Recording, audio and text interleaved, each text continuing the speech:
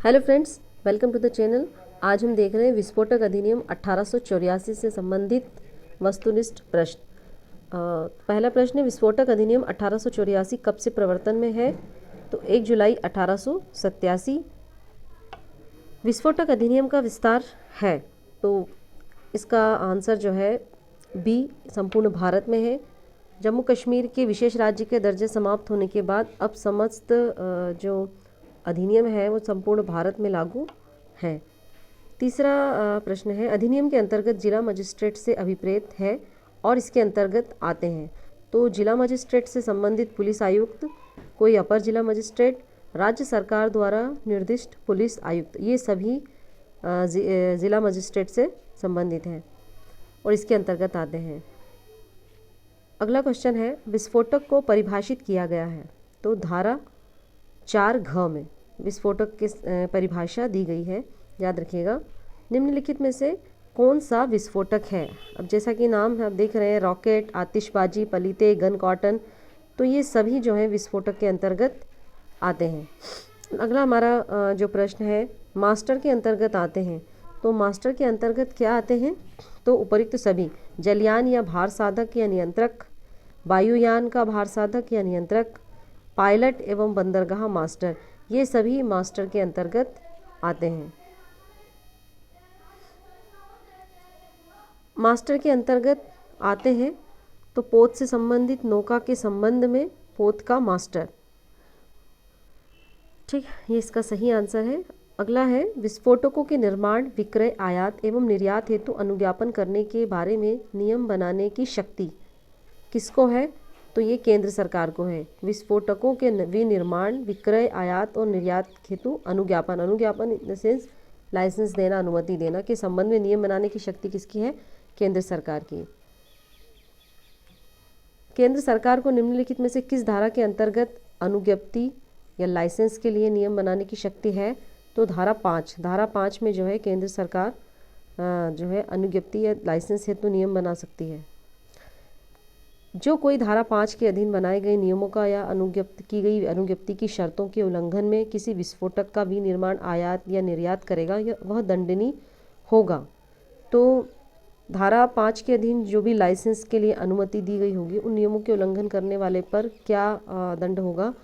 तो इसमें ए और बी दोनों, यानी कारावास जिसकी अवधि 3 वर्ष तक हो सकेगी, जुर्माने से जो 5,000 रुपये तक हो सकेगा, यानी 5,000 जुर्माना और कारावास दोनों का जो है उस पर भार होगा।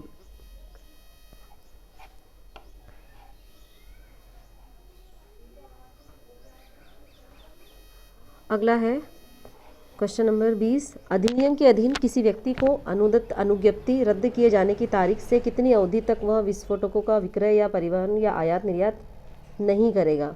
तो ये 5 वर्ष, यानी अधिनियम के अधीन किसी भी व्यक्ति अनुदत्त अनुज्ञप्ति, यानी जो अनुमति मिली है उसको यदि रद्द किए जाने की तारीख से कितनी अवधि तक, तो वो 5 साल तक जो है किसी भी तरह का आयात निर्यात या परिवहन नहीं करेगा यदि उसकी अनुज्ञप्ति रद्द कर दी जाती है। तो अनुज्ञप्ति मीन्स लाइसेंस, अनुमति।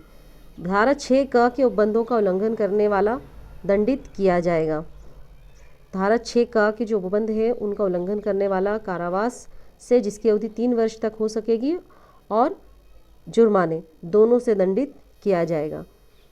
22, एक व्यक्ति ऐसे व्यक्ति को विस्फोटकों का विक्रय करता है जो विधि द्वारा प्रतिषिद्ध है या विकृतिचित है, वह दंडित किया जाएगा। यानी कि कोई भी व्यक्ति ऐसे व्यक्ति को जो है विस्फोटक बेचेगा जो जिसको निषेध किया गया है, मना किया गया है, या जो विकृतिचित है यानी कि मेंटली बीमार है, तो उसको दंड जो है वो कारावास जिसकी अवधि 3 वर्ष तक हो सकेगी और जुर्माना, दोनों चीज़ों से दंडित किया जाएगा। अब यहाँ पर मिलाना है सुमेलित कौन है इनमें से? तो अनुज्ञप्ति हेतु आवेदन, धारा 5, अनुज्ञप्ति का अनुदत्त किया जाना, धारा 6(ख), अनुज्ञप्ति के लिए इनकार, धारा 6(ग) और उपरोक्त सभी। तो ये उपरोक्त सभी सुमेलित है, ध्यान रखिएगा। अनुज्ञप्ति हेतु आवेदन जो है धारा 5 के अंतर्गत दी जाएगी। फिर अनुज्ञप्ति का अनुदत्त किया जाना यानी अनुमति मिलना, ये धारा 6(ख), और अनुज्ञप्ति के लिए इनकार, धारा 6(ग). सही सुमेलित है इनमें से कौन? तो अनुज्ञप्ति का निलंबन, धारा 6(ड़), अनुज्ञप्ति का रद्द किया जाना, धारा 6 इसमें ही है, और दुर्घटनाओं की जांच धारा 9, ये सभी सुमेलित हैं।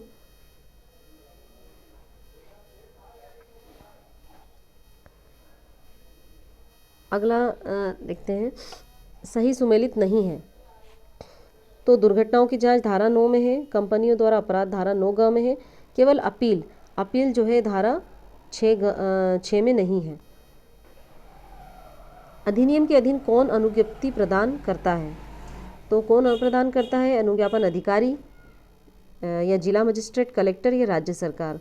तो अनुज्ञापन अधिकारी या विहित प्राधिकारी जो इस कार्य के लिए नियुक्त किया गया है। अधिनियम की किस धारा के अधीन अनुज्ञापन प्राधिकारी द्वारा अनुज्ञप्ति दी जाती है?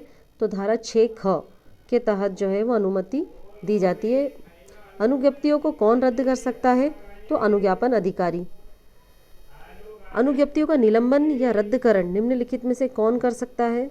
अनुज्ञापन प्राधिकारी, न्यायालय, उच्च न्यायालय, केंद्र सरकार या उपर्युक्त सभी। तो निलंबन या रद्दीकरण जो है वो निम्नलिखित सभी कर सकते हैं। अनुज्ञापन अधिकारी भी कर सकता है, न्यायालय भी कर सकता है दोष सिद्धि होने पर, और उच्च न्यायालय भी कर सकता है, केंद्र सरकार भी कर सकती है। ठीक। अनुज्ञापन अधिकारी धारा 6 के अंतर्गत अनुज्ञप्ति को निलंबित कर सकता है।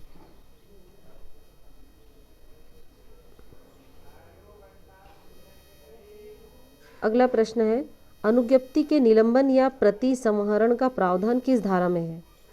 अनुज्ञप्ति के निलंबन या प्रति संहरण का प्रावधान किस धारा में है? तो धारा 6 ऑप्शन बी। अब इनमें से सही सुमेलित बताना है। अनुज्ञापन अधिकारी द्वारा अनुज्ञप्ति का प्रति संहरण, न्यायालय द्वारा प्रति संहरण, उच्च न्यायालय द्वारा प्रति संहरण और केंद्र सरकार।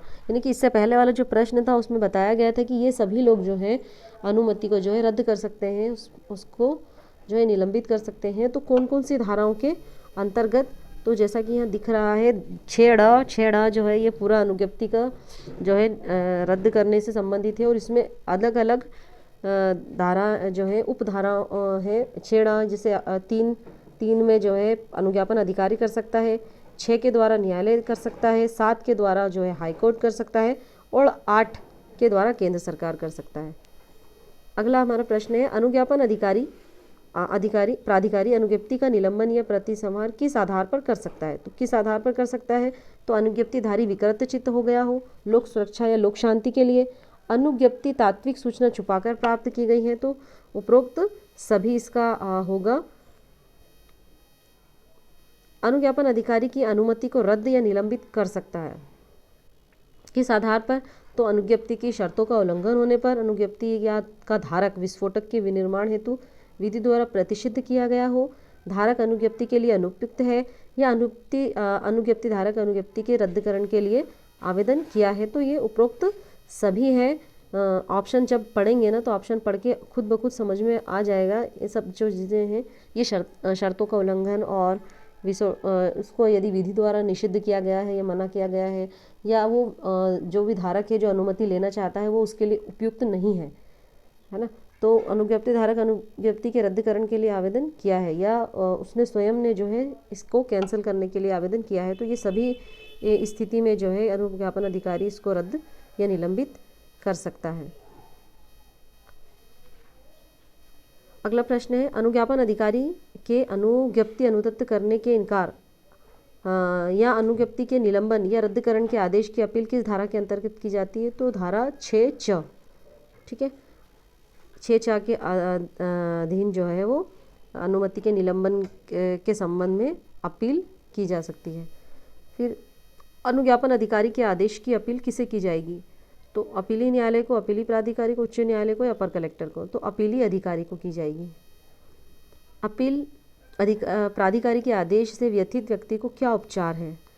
तो अपील प्राधिकारी के आदेश से व्यथित व्यक्ति को क्या उपचार है? तो अपील कर सकेगा पुनरीक्षण या पुनर्विलोकन। तो उपर्युक्त में से कोई नहीं है।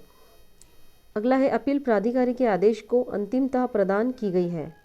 धारा 6 का क्लॉज 7 में अनुज्ञापन प्राधिकारी के आदेश से व्यथित व्यक्ति आदेश से कितने अवधि के भीतर अपील प्राधिकारी को अपील कर सकेगा? तो विहित अवधि के भीतर, जो भी उसको अनुमति दी गई है उसमें जो अवधि विहित की गई है, निर्धारित की गई है, उस अवधि के अंतर्गत ही उसको अपील जो है करने का प्राधिकार होगा।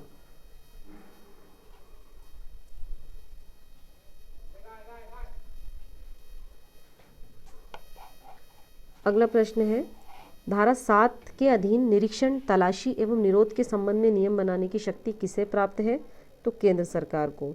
याद रखिएगा, धारा 7 के अधीन निरीक्षण, तलाशी और निरोध के संबंध में नियम बनाने की शक्ति केंद्रीय सरकार को है।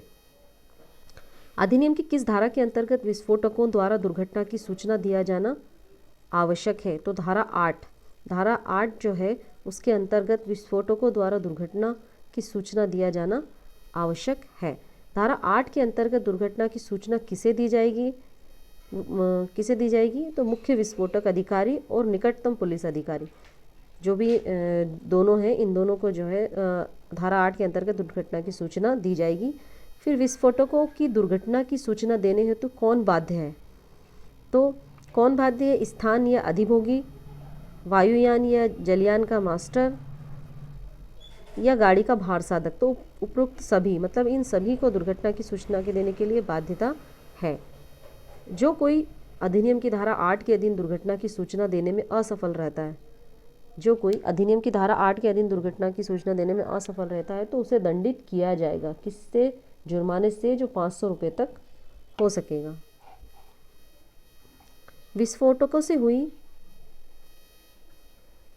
दुर्घटना में मानव मृत्यु कारित होती है यदि दुर्घटना में किसी इंसान की मृत्यु हो जाती है और उसकी सूचना देने में असफल रहने वाला व्यक्ति दंडित किया जा सकेगा। ऐसी स्थिति में जब दुर्घटना के कारण किसी की मृत्यु हो जाती है और इसकी सूचना नहीं दी गई है तो जो उस व्यक्ति को है वो अधिकतम 3 वर्ष की अवधि तक का कारावास और जुर्माना दोनों से दंडित किया जाएगा। विस्फोटक अधिनियम में किस धारा के अंतर्गत कंपनी भी दोषी मानी जाती है? तो धारा 9 के अंतर्गत कंपनी भी दोषी मानी जाएगी। इस अधिनियम के अधीन अपराध कंपनी द्वारा किया जाता है तो कौन दोषी होगा? तो कंपनी का भार साधक अधिकारी और कंपनी दोनों दोषी होंगे यदि जो अपराध जो है कंपनी द्वारा किया जाता है। तो धारा 10 के अंतर्गत विस्फोटकों के समहरण का आदेश कौन दे सकेगा? तो न्यायालय। धारा 10 के अंतर्गत न्यायालय विस्फोटक पदार्थों के समअपहरण का आदेश कब देगा? जब अनुज्ञप्तिधारी के दोष सिद्धि पर, यानी कि जिस व्यक्ति ने अनुमति ली है, जो लाइसेंस धारी है, वो दोष सिद्ध पाया जाता है तो न्यायालय जो है उसके विस्फोटक पदार्थों के समअपहरण का आदेश देगा।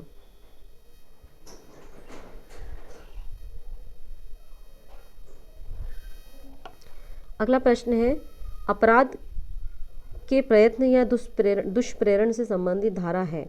तो धारा 12 अपराध के प्रयत्न या दुष्प्रेरण से संबंधित है।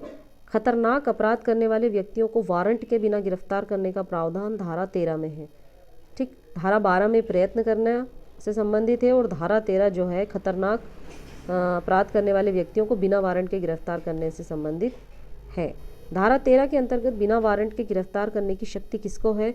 तो पुलिस अधिकारी, स्थान के अधिभोगी के अभिकर्ता या सेवक, इन सभी को जो है धारा 13 के अंतर्गत बिना वारंट के गिरफ्तार करने की शक्ति प्राप्त है।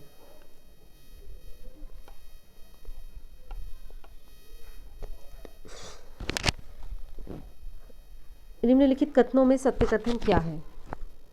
तो इस अधिनियम की कोई भी बात आयुध अधिनियम के उपबंधों को प्रभावित नहीं करेगी। केंद्र सरकार अपनी कुछ शक्तियों का प्रत्यायोजन कर सकती है। अधिनियम के प्रावधान संघ के सशस्त्र बल और ऑर्डिनेंस फैक्ट्रियों पर लागू नहीं होगा।